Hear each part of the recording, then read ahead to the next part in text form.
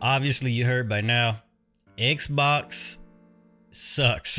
Xbox increased their Game Pass prices and everyone disliked that. But I do think there's a little bit of confusion, so let me break it down for you. This is for console Game Pass, Xbox Game Pass, not the PC Game Pass. We'll get into that. Xbox Game Pass, the regular can I get on the internet and play the game against people is $9.99 a month. That's the essential tier. And then you got the premium tier, which is $14.99 a month, and you get 200 plus games. Obviously, you don't get all the games, and also you don't get to get or play Xbox first party releases at release. You play them within the year, quote unquote. Says it right there. And then there's Ultimate, which is you get all the games that's available on Game Pass. Also get to play their first party games at release. And that's the $30. And that's the thing I've seen a lot of people upset about. Everybody is upset. And I feel like a lot of people haven't really done their research. And this is me not defending it, a price increase.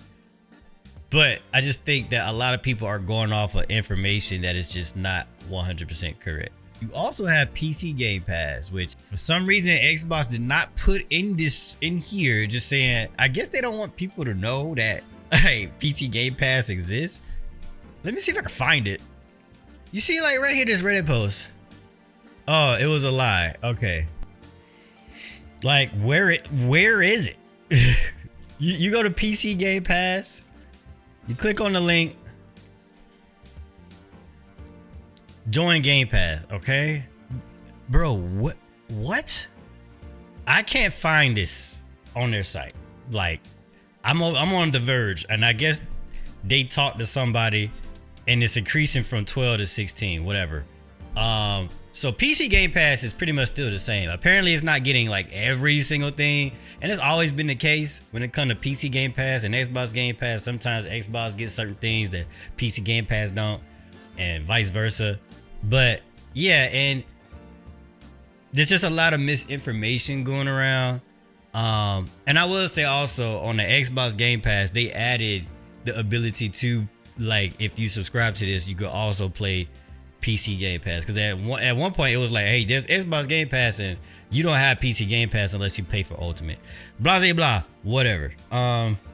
Still a price increase across the board, and apparently so many people went to unsubscribe that it broke the site. It's crazy. I think Xbox can die. I mean, the console's already dead, but I think that the brand can also die if they don't do this important thing, which I'll get to in a moment. I kind of want to just read you guys some of these reactions. Is it just me, or are people glossing over this commitment? Yeah, okay. Xbox and commitment. A guarantee of 75 plus day one game launches per year. I mean, that do sound interesting. 75? They should have probably started doing that before they announced the price increase. Maybe. It's too late now. But yeah, he's like, and this is a good question, like, will they be good games? More on that later. I'm going to downgrade the core for sure. For me, it basically just comes down to the sticker shock of $30 a month. If it makes you start thinking about the value proposition instead of just embracing it as obviously cheaper than the alternative of buying games at full price, and once you start doing that napkin math, the $30 a month price tag becomes much less of a good deal compared to buying the 2 or 3 flagship games that interest you at full price. And that's another thing I kind of want to talk about later, is there's different kind of gamers, and I don't think Xbox understands that. My 18-year run ended today.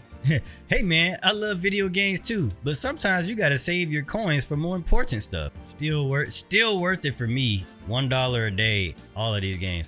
Listen, and I think I'm gonna just break off from right there. How I feel about the price increase.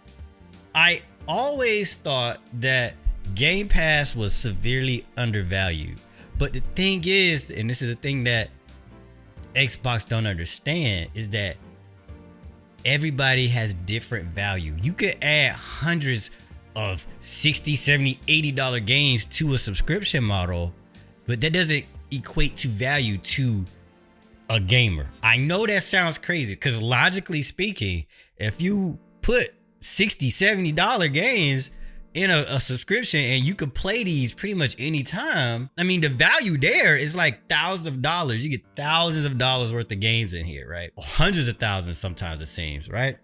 But there's very few gamers that want to play these games. There's 132 million monthly active users on Steam. And like, how many of them gamers want to not play games on Steam? Because let me tell you, them Steam gamers, only Steam users, like only Steams, they don't care about anything but Steam. You know what I'm saying? So let's just be generous and say maybe 30 million of those don't even want to use another game launcher. So you got 100 million people, and then out of that 100 million, how many of them are planning to play any of these Xbox games that's coming out? There's gamers that actually just play mobile games. There's gamers that actually just look specifically for survival games. There's gamers that look specifically for roguelites, like they don't play nothing else. And then you got your gamers that play the free-to-play games.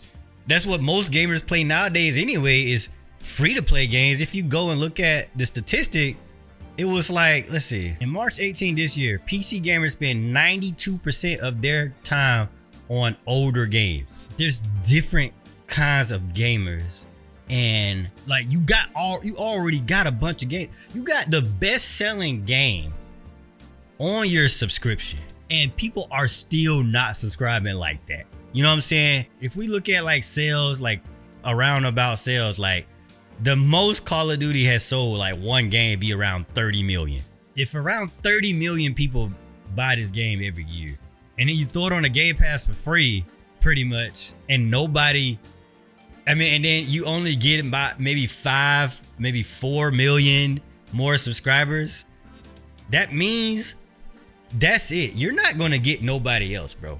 Like, that's it. So increasing the price was guaranteed to happen, but increasing it by this much and then justifying that price increase by adding all these extra games, we don't even got time to play 2 extra games. You add in hundreds of extra games, like, oh my goodness, you know what I'm saying? Like, that's not going to, at this point, Game Pass's value it was maxed out. You know what I'm saying? Like, you maxed that out.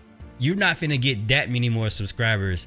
And maybe if you would have kept the price at where it was, like with the price increases and inflation and all that extra stuff and tariffs, whatever, all this going on, like, I think naturally more people would have came through, because like, yeah, like instead of paying like $100 something, $200, $300, $400 for 4 games, I could pay that much money for like the same games.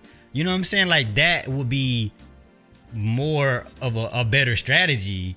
Just like let people naturally come over instead of increasing the prices on everything, because everything else is already increasing. Like, it just doesn't make any sense. I think they did not. I don't think they fully thought that through. They are really just like, hey man, let me just increase the price and just add more games. Like, no, you have diminished the value. A little goes a long way. Make some quality games, put it in there, and keep the price where it's at, and it looks beautiful to like more people.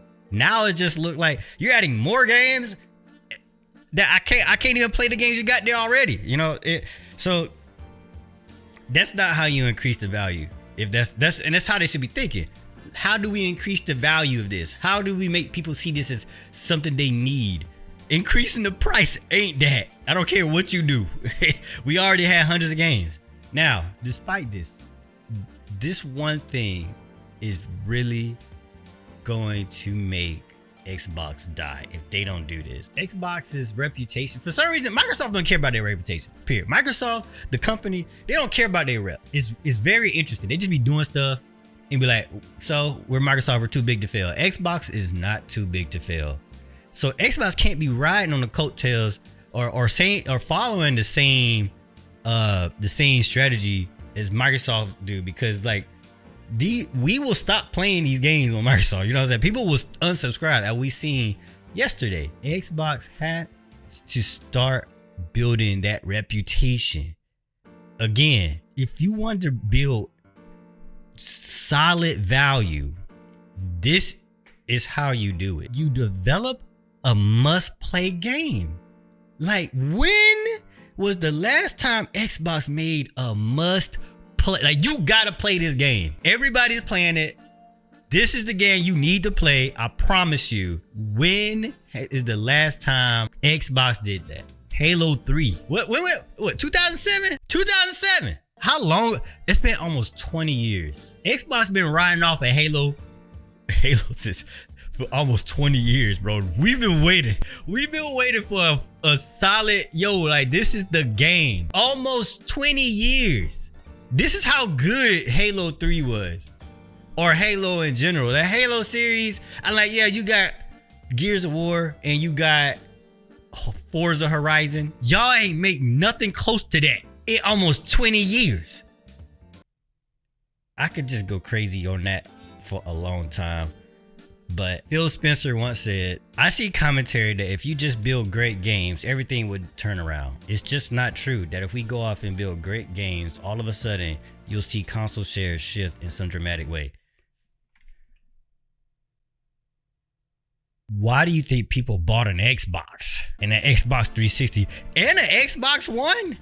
Like, bro, I bought an Xbox One because I'm like, yo, the new Halo gonna be coming out. I can't wait. And it's Gears. And you're like, yes. Bro, why do you think Google Stadia failed? They had good games on there.